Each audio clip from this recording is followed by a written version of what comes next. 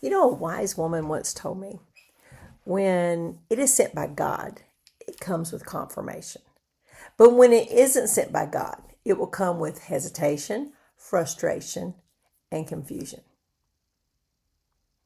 Something to think about as we're studying the sovereignty of God, huh? What are we taking on in our life that wasn't sent by God, but it's a good thing that we're doing because it either makes us look good or it's something that we desire, that we want to do, or it's fun. It's an easier job than say this over here. Something to think about today is we're diving into these two questions. How do we respond to a sovereign God? So he's a good God. We've learned that. So now how do we respond to this sovereign God? And how can trusting him change how we live in our life in this dark world we live in? I think you and I both would agree that we live in a pretty dark place, right? So with those two questions, let's look at responding. So how do we respond to this sovereign God? Well, we do it by surrender. Oh, there's that word again, right? Surrender.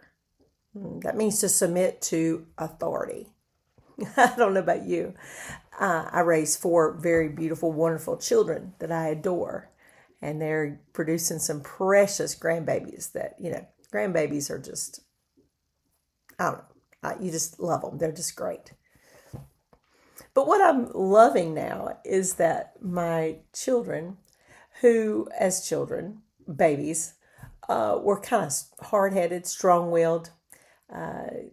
You have to sit there for 30 minutes until your mom says, you want them to say please or thank you. And they're like, no. And you're like, oh no, we're going to say please or thank you. And you have to win the battle. They're facing that now. And I think it's funny. And they're learning a whole new concept of what the word surrender means, right? To submit to authority. Well, we got to do that to the King. Who are we surrendering to? Once you realize the sovereign Lord, what that means, as we talked about last week, then you have to realize the first step is to surrender to him. That means your relationships, your money, your time, your interests, your careers, your talents, all of it. Say, okay, God, it's yours. That can get kind of tricky because then you're going to have to ask, okay, Father, is there anything in my life that I have not submitted to you? Don't ask that unless you want to know. That's a warning. And then begin to analyze, is there a barrier between me and the Lord? Go through the list. God, have I given you my money? Have I given you my time? Have I truly given you the relationships in my life? I'm going to tell you, sisters, it's hard. There's been relationships in my life that I had to give to the Lord. Times that I was hurt deeply. And God would be like, it's time. They are a force in your life that you're going to have to let go. They're a toxic person. That's hard. That's really hard. And I've sat in front of a lot of young ladies who were in love. And as I counseled with them, they were having doubts, but they loved them and they're wonderful and they're good looking and they have, money or this and that. And I don't, but I just don't have a peace about marrying them. And I'm like, well, let's walk through this. Are they Christian? Well, they say they are. They don't go to church all the time. But once we get married, he says, well, okay, right there, stop, right? And I have to look at him and say, you're not surrendering your relationships with the Lord. God is telling you, he's giving you this answer that relationship is not good for you. You're going to have to surrender that to the Lord. Every time that a young lady has surrendered her relationships to the Lord, I got to see it. It's so cool. Every time God had somebody better for her right around the corner. Now, sometimes it took 4 or 5 years. Sometimes it took a month. Sometimes it took her doing what God wanted her to do on the side. But God always blessed. So, surrendering. Our second response, other than surrendering, is understanding. Everything that comes into our life is either allowed or decreed by God. And it's for our benefit, or it could be for the benefit of the kingdom of God, things that we don't even see. I have to think about Moses.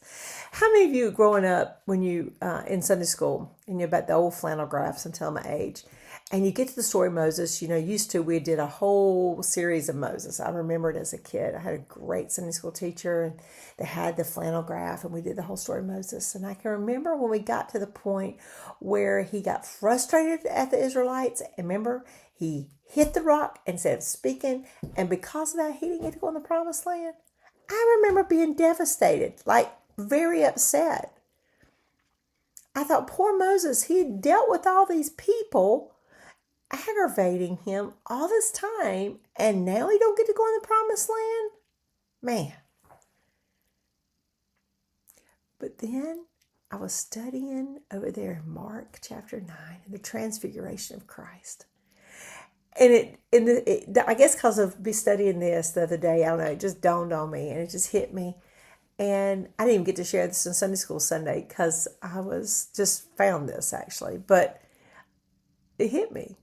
At the transfiguration on the mountain there, Peter, James, and John went up on the mountain and Jesus transformed, and there was Elijah and Moses. They were in the promised land. Moses has gotten to come into the promised land, but instead of with a bunch of fussy Israelites, he's coming down with the Messiah, talking to the Messiah with Elijah and the presence of God in a cloud. I don't know about you, but back then when Moses probably was like, I don't know what we don't know. The Bible doesn't say, but human nature, I would have been like, really? I hit the rock instead of saying, and now I don't get to go in? Even if he was discouraged,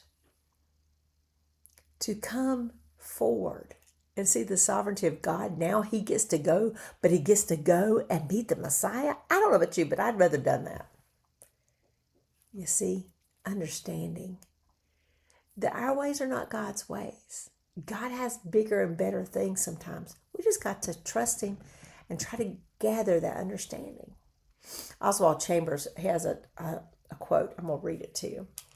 I love it. It says, "We are not responsible for the circumstances we are in, but we are responsible for the way we allow those circumstances to affect us." Isn't that true? We can either allow them to get on top of us, or we can allow them to transform us into what God wants us to be. Isn't that good? We're not responsible for what happens, but we are responsible for how we act. And like he says, we can either allow them to take control of us, get on top of us, and make us have bitterness or whatever, or we can allow the circumstances to transform us. I don't know. I think that's pretty cool. Knowing that God is doing something that we aren't going to understand sometimes. Things that go deeper and better, and they're more wonderful because they're from a good God. They may not appear that way at the time, but we have to trust that he's doing something. Worry is an indication that we think God can't look after us, that we think God is not in control. And let me tell you, sisters, I am a worrier. I am a self-proclaimed, self-surrendering worrier. I have to work on it. Corrie ten Boom has a quote that I say this all the time, but I need to have it. I need a poster of this. And it says something to the effect, worry does not empty tomorrow of its sorrow or of its problems. It empties your today of its strength. And I would even add to that, worry empties your today of strength, joy, peace, all those things. So we have to absolutely refuse to worry. That's hard for people like me. We got to stop manipulating. And we just got to know that God is in control. We just got to trust him in that. And that's hard. It's easy to say that, right? But it's hard. Truly understanding God's sovereignty brings us to something different. It brings us to worship. it's just that's the third response. It comes naturally after choosing not to worship, after choosing to surrender, after choosing to understand and not worrying. It brings us to worship. I love how when we realize just how small and insignificant we are in this sinful world, but we can worship as small and insignificant as we are. We can worship and call out to and pray and trust in the Creator, Sovereign King God, who loves us unconditional. That's pretty cool. I'm letting that sink in a minute. Knowing that all things work together for good to those who love the Lord. I love that verse in Romans 8. Seeing it. I'm seeing this played out right now and in my life and in the life of someone very dear to me. My sweet little cousin Bailey, I've talked to her about her a lot during the series. She has surgery the 23rd, and we've been praying for her. She's walking through a very hard season of pain.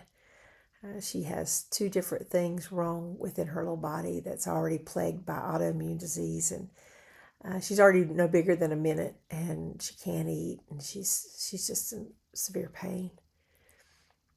And I've watched her take that and how God is using it in her life and how she's just touching so many people, watching her through this pain and through this struggle, and how God has strengthened her. I always call her my Mighty Mouse because she's so tiny, but she is very strong to be tiny, and so much so that within her ability to handle this trial, it's just been crazy.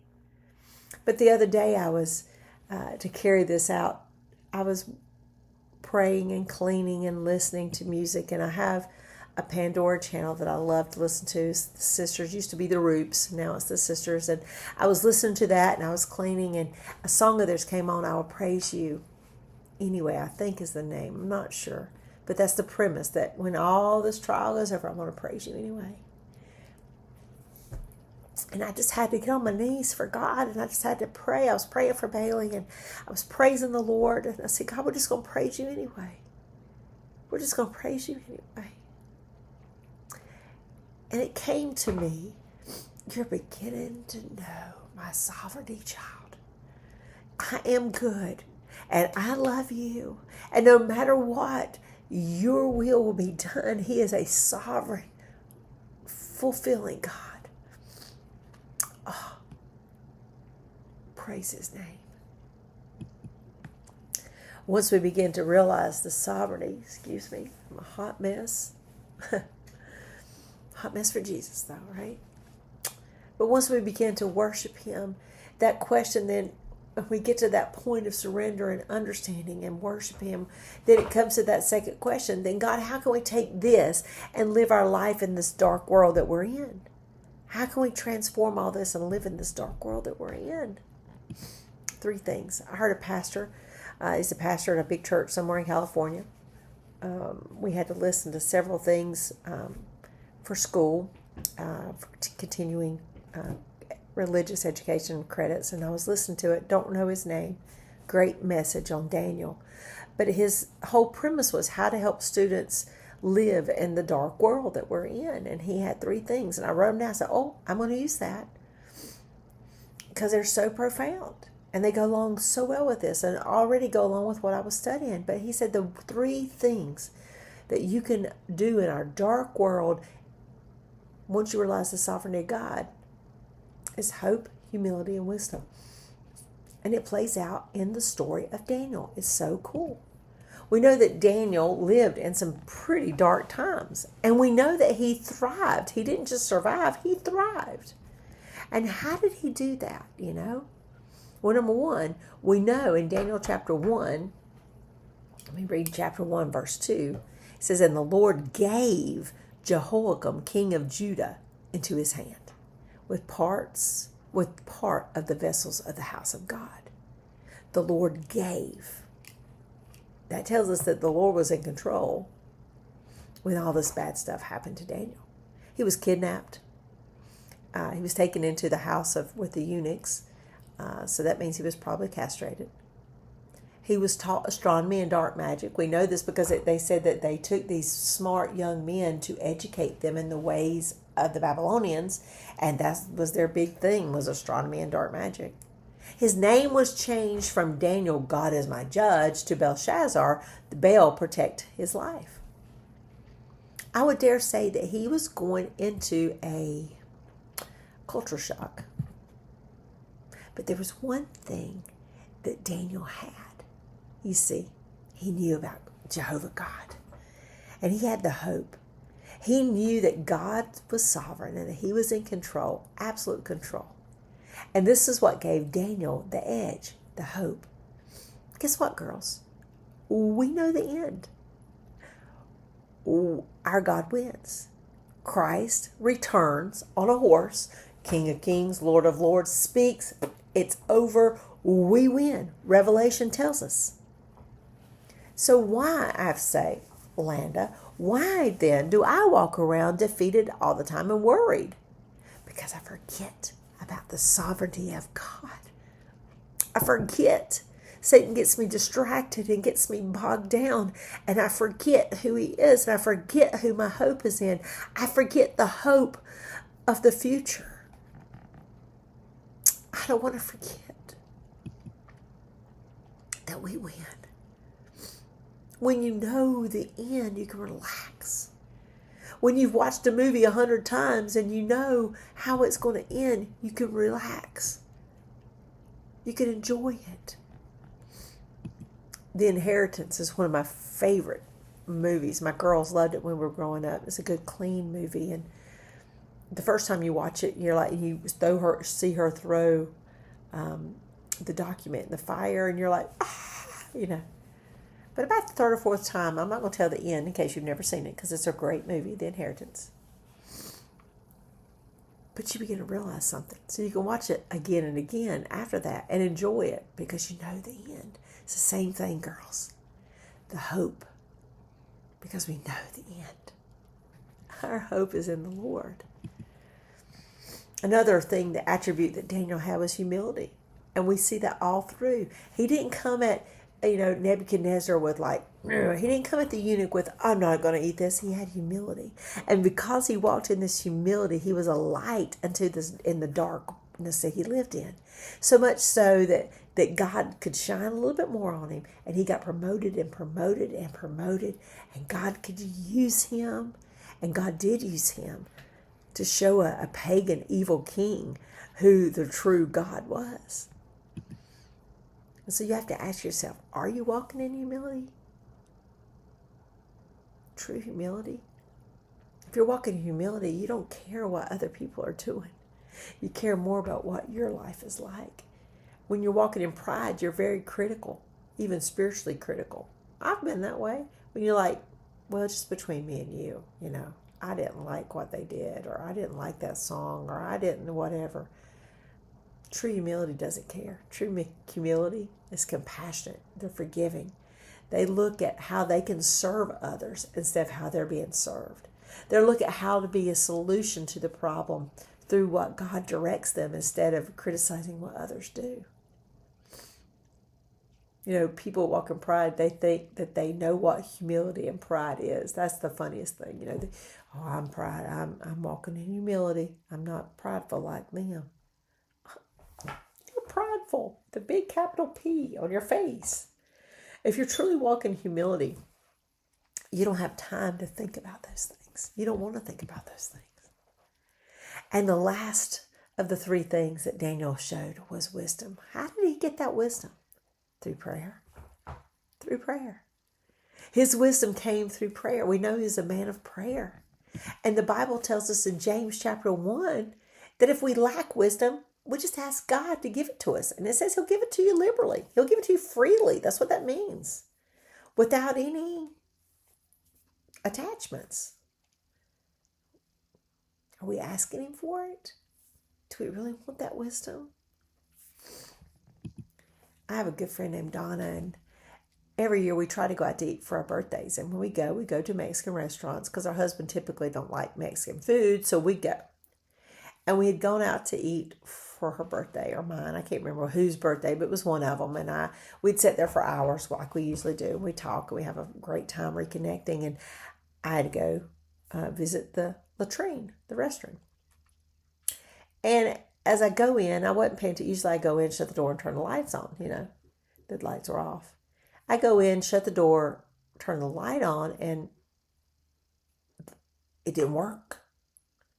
I'm standing there in darkness. I mean, complete darkness. There's not even light coming out on the door. And I start to panic. I thought, oh, now the common sense thing to do would probably have been to open the door and get my bearings and shut the door, whatever. But for whatever reason, my common sense had left me, and I had to go really bad. And so I was feeling around, trying to find everything, was knocking stuff over, making a huge, noisy. Finally, I was like, oh my goodness, I can't find it. And I was just frustrated. And I finally found the toilet, sit down, go to the restroom, stand up. And when I did, my arm moved a little. And when it did, my light came on. And I was like, oh, okay. It gave me enough light to find the sink. I washed my hands. I hit it again. It gave me enough light. I could kind of feel around to get to the door. Now, that's not a lot of light. It's just, I don't know if you can see it. It's just a little light. It goes off when I turn it. But if you have a watch like this, it's just a little light. That little light was enough to get me out of that dark hole. And as I was thinking back to that story, it brought me to this. With hope, humility, and wisdom, we can be a tiny light in this dark world. But a tiny light is enough to get us out of the darkness. And if we're holding somebody's hand, we can lead them out of the darkness too. So why do we need to know that there's a sovereign God that's good? It's because we can reach behind us and grab somebody that's in the darkness, and we can shine our light. No matter how dark the world is, the little light that we have, and we can get out of the light, get out of the darkness, and show them how to get out. I don't know about you, sisters, but that's worth understanding. That's worth surrendering. That's worth it. To live out the hope and humility and praying that God gives us wisdom to know when to speak and when to be quiet, when to act, when to be still, how to walk in humility, and when to show his hope. God's a good God. I hope you've gotten something out of this today. Go live your week. And my challenge to you is, and to me, be a light. Be a light. We live in a dark world. It's time we show love and be a light. Anyway, thanks for your time. If you need a handout for this, you can go to Instagram. The girls, or Bailey, put up a handout on Instagram for you to pull up if you weren't able to be there Sunday and to get the handout that goes with this lesson. If you want to follow along. If not, it's fine. But anyway, it's there. Have a blessed day, girls. I love you. See you soon.